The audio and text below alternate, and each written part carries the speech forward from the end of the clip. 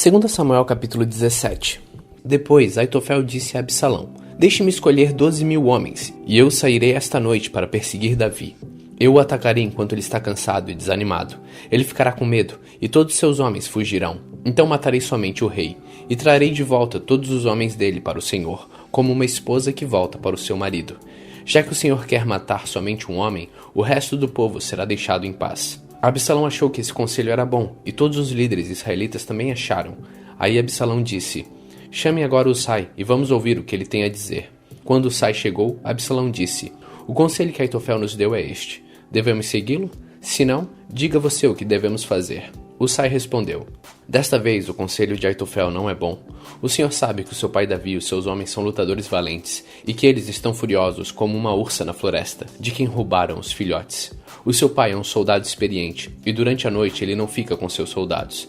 Agora mesmo ele deve estar escondido numa caverna ou em algum outro lugar. Logo que Davi atacar os seus soldados, todos que ouvirem falar a respeito disso, dirão que os soldados de Absalão foram derrotados. Então até os soldados mais corajosos, mesmo aqueles que são ferozes como leões, ficarão com medo. Pois todos em Israel sabem que o seu pai é um grande soldado, e que os homens que estão com ele são lutadores valentes. O meu conselho é que o Senhor reúna de uma ponta a outra do país todos os israelitas, tantos quantos são grãos de areia da praia do mar, e que o Senhor mesmo os guie na batalha. Onde quer que Davi estiver, nós os encontraremos antes mesmo que ele saiba o que está acontecendo. Assim, nem ele nem nenhum dos seus homens escaparão. Se ele fugir para dentro de alguma cidade construída num morro, todo o nosso povo trará cordas, arrasará a cidade e não deixará nenhuma pedra lá em cima. Aí Absalão e todos os israelitas disseram: O conselho de Husai é melhor do que o de Aitofel. O Senhor Deus havia resolvido que os bons conselhos de Aitofel não seriam seguidos, para que assim o castigo do Senhor caísse sobre Absalão. Então Husai contou aos sacerdotes Zadok e Abiatar o conselho que tinha dado a Absalão, e aos líderes israelitas, e também o conselho que Aitofel tinha dado, e disse: Agora mandem depressa uma mensagem para Davi dizendo que ele não passe a noite nos caminhos do deserto, que Davi atravesse o rio Jordão imediatamente, para que ele e os seus homens não sejam todos destruídos. Jonatas e Ahimaás estavam esperando perto da fonte de Rogel, porque não queriam se arriscar a serem vistos entrando na cidade. Uma empregada ia lá de vez em quando e informava sobre o que estava acontecendo. Então eles iam contar ao rei Davi. Mas dessa vez um rapaz os viu e contou a Absalão. Então Jonatas e Ahimaás foram depressa para a casa de um certo homem na cidade de Baurim. Havia um poço perto da casa, e eles entraram dentro dele. A esposa do homem pegou uma coberta, estendeu sobre a boca do poço, e em cima dela espalhou cereais socados, para que ninguém pudesse perceber nada. Os oficiais de Absalão chegaram lá e perguntaram à mulher: Onde estão Ahimaás e Jonatas? Eles atravessaram o rio, respondeu ela. Aí os homens os procuraram, mas não conseguiram achar. Então voltaram para Jerusalém. Depois que eles foram embora, Ahimaás e Jonatas saíram do poço e foram avisar o rei Davi. Contaram o que Aitofel tinha planejado contra ele e disseram: Atravesse o rio depressa. Então Davi e os seus homens começaram a atravessar o rio Jordão, e ao nascer do dia, todos eles já haviam atravessado. Quando Aitofel viu que o seu conselho não tinha sido seguido, arreou o seu jumento e voltou para sua cidade. E depois de pôr os seus negócios em ordem, enforcou-se, e foi sepultado no túmulo do seu pai. Quando Absalão e seus soldados atravessaram o rio Jordão, Davi já havia chegado à cidade de Manaim. Absalão tinha colocado Amasa no comando do seu exército, no lugar de Joabe. Amasa era filho de um homem chamado Itra, o ismaelita. A mãe dele era Abigail, filha de Naás, e irmã de Zeruia, a mãe de Joabe. Absalão e os israelitas acamparam na terra de Gileade. Quando Davi chegou a Manaim, encontrou-se com Sobe, filho de Naás, da cidade de Rabá, em Amon, com Maquir, filho de Amiel, da cidade de Lodebar, e com Barzilai, que era da cidade de Rogelim, em Gileade. Eles levaram bacias, vasilhas de barro, camas e também alimentos para Davi e os seus homens. Levaram também trigo, cevada, farinha, feijão, grãos torrados, ervilhas, mel, queijo, coalhada e algumas ovelhas. Eles sabiam que no deserto, Davi e os seus homens ficariam com fome, com sede e cansados. 2 Samuel, capítulo 18. O rei Davi juntou todos os seus soldados, dividiu-os em grupos de 1.000 e em grupos de 100 e colocou oficiais para comandá-los. Então mandou que saíssem em 3 grupos, um comandado por Joabe, outro por Abissai, irmão de Joabe, a mãe deles era Zeruia, e outro por Itaí, da cidade de Gate. E o rei disse aos seus homens: Eu também irei com vocês. Eles responderam: O senhor não deve ir. Se formos obrigados a fugir ou seus inimigos matarem a metade do nosso exército, isso não fará nenhuma diferença para eles, mas o Senhor vale por 10.000 de nós. Será melhor que o Senhor fique aqui na cidade e nos mande socorro. Eu farei o que vocês acharem melhor, respondeu Davi. Então ficou ao lado do portão, enquanto seus soldados saíam, marchando em grupos de 1.000 e de 100.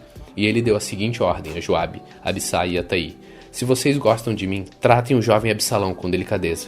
E toda a tropa ouviu Davi dar essa ordem a todos os oficiais.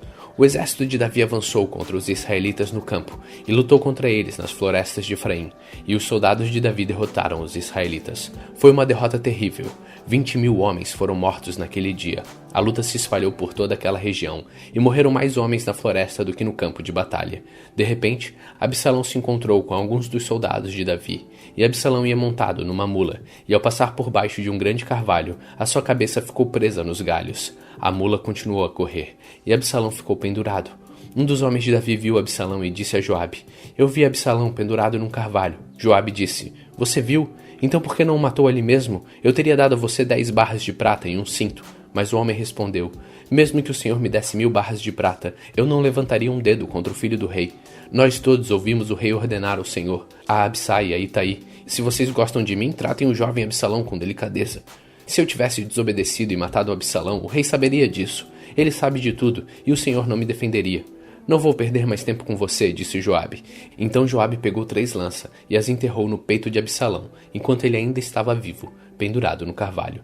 E 10 soldados de Joabe cercaram Absalão e acabaram de matá-lo. Aí Joabe tocou a corneta, a fim de parar a luta. As suas tropas pararam de perseguir os israelitas e voltaram. Eles pegaram o corpo de Absalão e o jogaram numa cova funda na floresta, e o cobriram com uma enorme pilha de pedras. Então todos os israelitas fugiram, cada um para sua casa. Quando ainda vivia, Absalão construiu um monumento para si mesmo no Vale dos Reis, porque ele não tinha nenhum filho para manter vivo seu nome, e deu o seu próprio nome ao monumento, que até hoje é conhecido como Monumento de Absalão. Então Aimás, filho de Zadok, disse a Joabe: deixe que eu vá correndo dar ao rei a notícia que o Senhor Deus fez justiça, livrando-os dos seus inimigos. Não, respondeu Joabe, hoje você não vai levar nenhuma boa notícia. Outro dia você poderá fazer isso, mas hoje não, porque o filho do rei morreu. Então disse ao seu escravo etíope: vá você e diga ao rei o que viu. O escravo curvou-se diante de Joabe e saiu correndo. Aimás insistiu: por favor, deixe-me levar as notícias também, não importa o que aconteça. Por que você quer isso, meu filho? Perguntou Joabe. Você não receberá nenhuma recompensa por isso. Aconteça o que acontecer, eu quero ir, repetiu Aimás. Então vá, respondeu Joabe. Aí ele saiu correndo pela estrada do vale do rio Jordão e passou à frente do escravo etíope. Davi estava sentado entre o portão que dá para fora da cidade e o que dá para dentro. O vigia subiu para o alto da muralha e ficou no terraço do portão. Ele olhou para fora e viu um homem correndo sozinho. Então avisou o rei. O rei disse: se ele está sozinho, vem trazendo boas notícias. E o corredor veio chegando. Então o vigia viu outro homem correndo sozinho e gritou para o guarda do portão: veja, vem vindo outro homem correndo. Esse também está trazendo boas notícias, respondeu Davi. O vigia disse: pelo jeito de correr, o primeiro homem deve ser Aimás, filho de Zadok. Ele é um bom rapaz, disse o rei, e deve estar trazendo boas notícias. Aimás gritou para o rei: tudo vai bem. Então ajoelhou-se diante dele, encostou o rosto no chão, dizendo: que o Senhor seu Deus seja louvado, pois ele deu a vitória sobre aqueles que se revoltaram contra o Senhor. O jovem Absalão está bem? Perguntou o rei. Aimás respondeu: no momento que o seu oficial Joabe me mandou vir, eu vi uma grande agitação, porém não sei dizer o que era. Fique de lado e espere, disse o rei. Ele ficou de lado e esperou. Então o mensageiro etíope chegou e disse ao rei: ó rei, eu tenho boas notícias para o Senhor. Hoje o Senhor lhe deu vitória sobre todos os que se revoltaram contra o Senhor. E o jovem Absalão está bem? Perguntou o rei. O mensageiro respondeu: eu gostaria que o que acontecesse com ele acontecesse com todos os inimigos do Senhor e com todos os que se revoltaram contra o Senhor. Então o rei ficou profundamente triste, subiu à sala que ficava por cima do portão e começou a chorar. Ele andava para lá e para cá e gritava: meu filho Absalão, Absalão, meu filho, eu preferiria ter morrido no seu lugar, meu filho.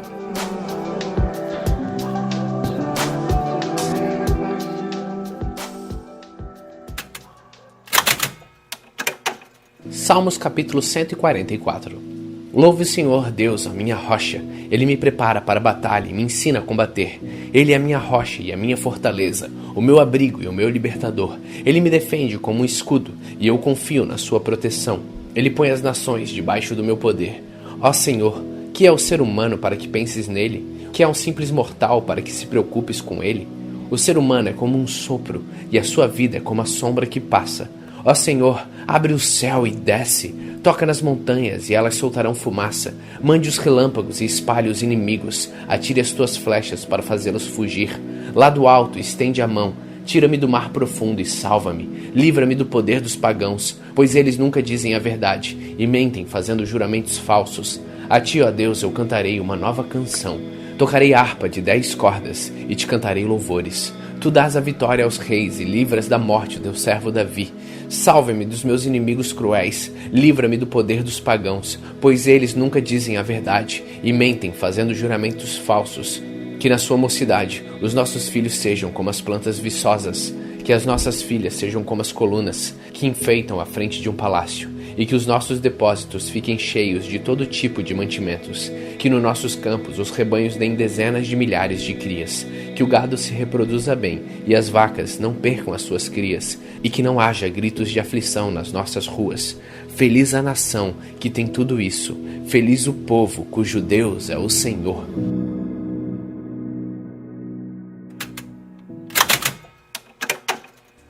Primeira Tessalonicenses, capítulo 5. Irmãos, vocês não precisam que eu lhes escreva a respeito de quando e como essas coisas vão acontecer, pois vocês sabem muito bem que o dia do Senhor virá como um ladrão na calada da noite. Quando as pessoas começarem a dizer, tudo está calmo e seguro, então é que de repente a destruição cairá sobre elas. As pessoas não poderão escapar, pois será como uma mulher que está sentindo as dores de parto. Mas vocês, irmãos, não estão na escuridão, e o dia do Senhor não deverá pegá-los como um ladrão que ataca de surpresa. Todos vocês são da luz e do dia. Nós não somos da noite nem da escuridão.